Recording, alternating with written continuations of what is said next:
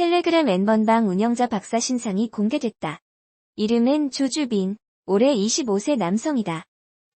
조주빈은 미성년자 등 여성을 협박해 성착취물을 만들고 이를 텔레그램 비밀 대화방을 통해 판매한 혐의 등을 받고 있다.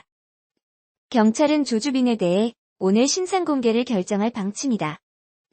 조주빈의 신상을 공개하라는 청와대 국민청원은 이날 오전 동의 240만을 넘어섰다. SBS 뉴스는 23일 아동과 청소년들을 협박해 가학적인 성착취 영상을 만들어 유포한 박사방 핵심 운영자 조주빈 신상을 공개했다.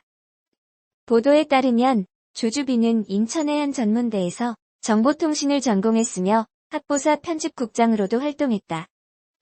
조 씨는 2019년 9월부터 텔레그램에 박사방을 만들어 성착취 범행을 저지르기 시작한 것으로 알려졌다.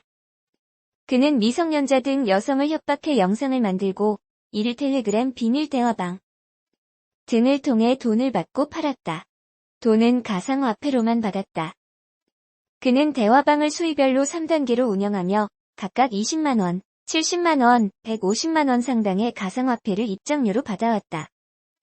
일부 여성은 자신의 몸 위에 노예, 박사 등의 글씨를 쓴 뒤 나체로 사진을 올리기도 하는 등 조 씨 범행은 잔혹했던 것으로 알려졌다. 이렇다 보니 조 씨를 강력 처벌하라는 목소리가 커지고 있다.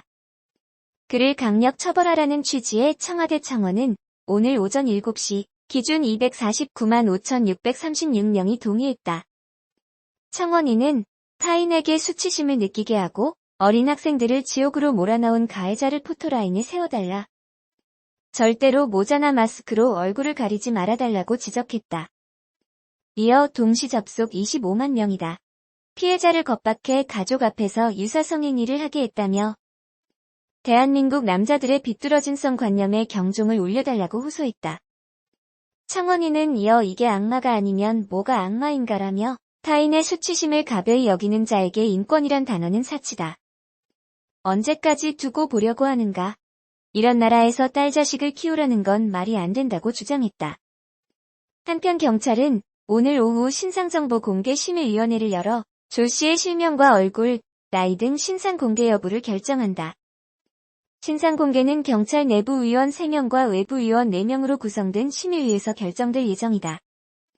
만일 조 씨 신상이 공개된다면 성폭력 범죄로는 첫 사례다. 텔레그램 박사방 사건의 주범 조주빈 씨는 수도권 한 공업전문대학을 졸업한 무직 청년이었다. 그는 미성년자를 포함한 여성을 협박해 성폭행을 비롯한 각종 가학행위를 지시하고 촬영에 채팅방에서 돈을 받고 파는 동안에도 다른 쪽에서는 불과 석 달 전까지도 장애인 등을 돕는 봉사단체에서 적극적으로 활동했다. 그의 지인들은 평범해 보이던, 때로는 선량해 보이기까지 했던 조 씨가 국민적 공분을 산 성범죄 사건의 주범이란 사실에 충격을 받았다고 했다.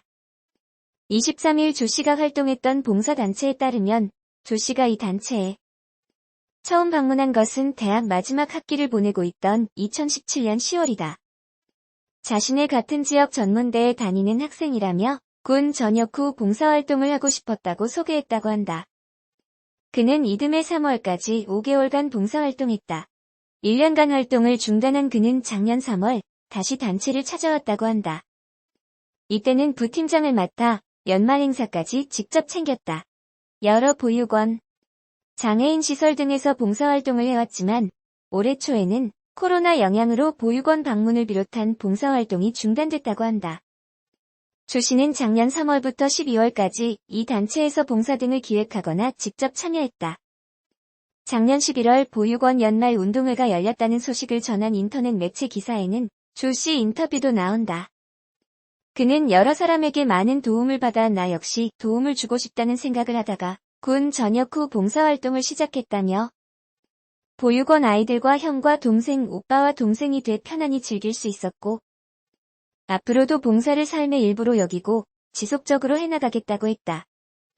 2018년 12월부터 최근까지 수많은 여성에게 고통을 주면서도 대외적으로는 봉사활동을 하고 있었던 것이다. 봉사단체 측은 본지 통화에서 박사방의 피의자 이름이 조주빈이라는 사실을 전해 듣고 혹여 보육원 아이 중 피해자가 있을지 우려돼 23일 경찰에 직접 신고했다고 말했다. 경찰은 이날 브리핑을 열고 박사방 등 텔레그램 성범죄 채팅방의 운영자는 물론 가입자 등도 끝까지 추적하겠다며 최소 수만 명의 사이버 성범죄자에 대한 수사가 예상된다고 했다.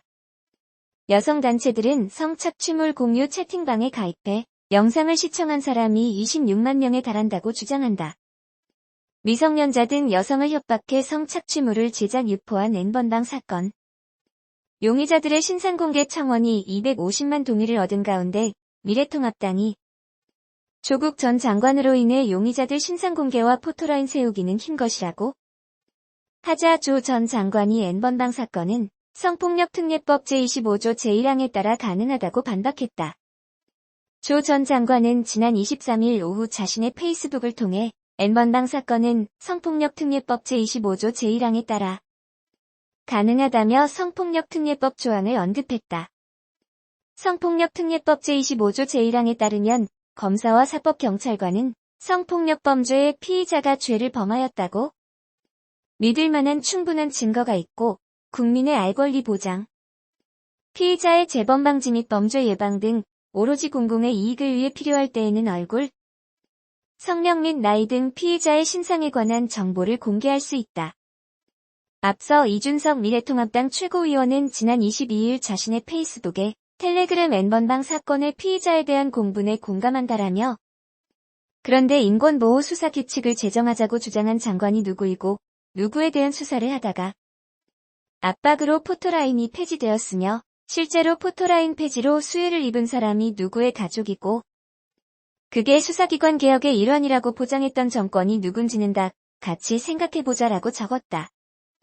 이 최고위원은 23일 열린 최고위원회의에서도 이번 일이 반복되지 않기를 바라는 국민들이 포토라인 공개를 요구하고 있지만 2019년 10월 어떤 일로 피해자의 포토라인 공개를 금지했다며 검찰이 누구에 대해 수사를 하다가 압박을 받고 포토라인 공개를 폐지했고 이로 인해 수혜 입은 가족이 누구의 가족인가라며 조국 전 장관을 겨냥했다. 이어 아마 그때 포토라인 공개 폐지가 수사기관 개혁이라고 주장했던 분들은 N번방 사건과 그 사람은 다르다고 하겠지만 인권은 천부인권이라고 덧붙였다. 통합당 선대위 정원석 상근 대변인도 이 최고위원과 비슷한 취지의 논평을 내놨다. 정 대변인은 청와대 국민청원에도 N번방 용의자의 신상 공개와 포토라인 세우기는 힘들어질 것이라며 조국발 N번방 선물이나 다를 바 없는 포토라인 공개 금지를 전면 재검토할 것을 촉구한다고 말했다. 한편 지난 23일 SBS는 텔레그램 박사방 운영자 조주빈 씨의 신원을 공개했다. SBS 보도에 따르면 조 씨는 수도권의 한 전문대에서 정보통신을 전공한 것으로 확인됐다. 조 씨는 폭력 및 성폭력 예방을 위한 학교 측의 대책에 대해 기사를 작성하기도 했다. 그는 이 기사를 통해 학교와 경찰의 관악협력 캠페인을 언급하면서 학교 폭력 및 성폭력 예방을 위해 강연을 실시, 교내 안전을 위해 학교 측이 노력을 많이 기울이고 있다고 소개하기도 했다. 경찰은 오늘 서울지방경찰청에서 조 씨에 대한 신상정보 공개 심의위원회를 열어 조 씨의 실명과 얼굴, 나이 등 신상 공개 여부를 결정한다. 신상 공개는 경찰 내부 위원 3명과 외부 위원 4명으로 구성된 심의위에서 결정될 예정이다. 조 씨 신상 공개가 결정되면 성폭력 범죄로는 첫 사례가 된다.